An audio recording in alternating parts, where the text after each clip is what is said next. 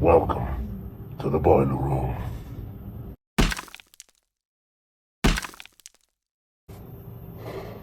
It's normal to be nervous before an operation, right? It's even more normal to be nervous when that operation is not supposed to be on you. Let's enter the boiler room.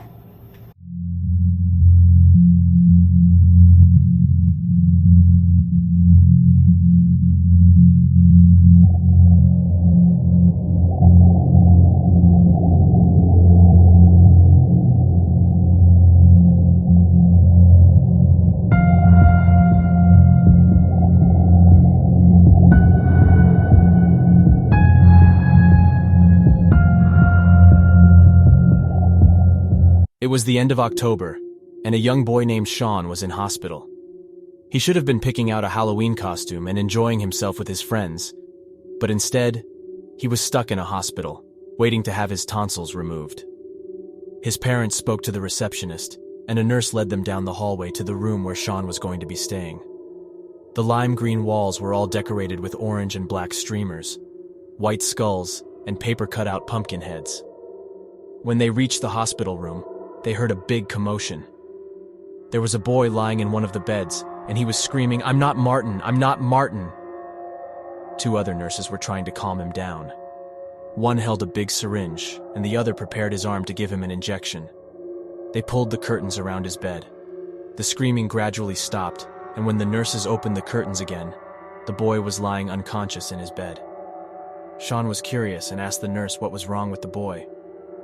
"He's having his left leg amputated in the morning," she said. "The poor boy is so nervous about it that he is trying to convince us that he's not himself. He thinks if he says he's not Martin, he won't have to have the operation." "Are you sure you have the right person?" Sean asked.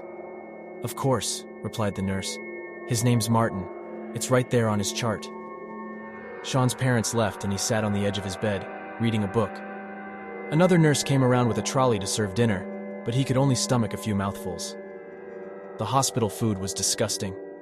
He lay on the bed for a while, staring at the ceiling. He was bored out of his mind. Just then, he noticed that Martin was waking up. "Hey Martin," he said. "My name's Sean. I'm your new roommate." "I am not Martin," the boy groaned as he rubbed his head. Sean tried to have a conversation with him, but the boy was irritated and didn't want to talk. He just sat there, silently brooding. At 10 o'clock, a nurse came in and told them it was time to go to sleep. She said goodnight to them and turned off the lights. Just before the lights went out, Sean noticed the other boy staring at him with an odd look on his face. He soon dozed off, but his sleep was haunted by strange dreams. When Sean woke up the next morning, there were two doctors leaning over his bed. "Let's go, Martin," said one of them. "It's time for your surgery." Sean was confused. "What? But I'm not Martin," he replied. "The nurses warned us about you," the other doctor replied. "They told us you'd say that." "You're making a big mistake," Sean insisted. "I'm telling you, I'm not Martin." One doctor reached out and checked the medical chart at the end of his bed. "Of course you are," he replied. "It says so right here on your chart." "That's not right!" Sean screamed. "Somebody must have switched them!" He started to struggle, but the doctors held him down, strapped him into a wheelchair and took him away. Sean was still screaming, "I'm not Martin! I'm not Martin!" The last thing he saw as they wheeled him out the door was the smiling face of the real Martin.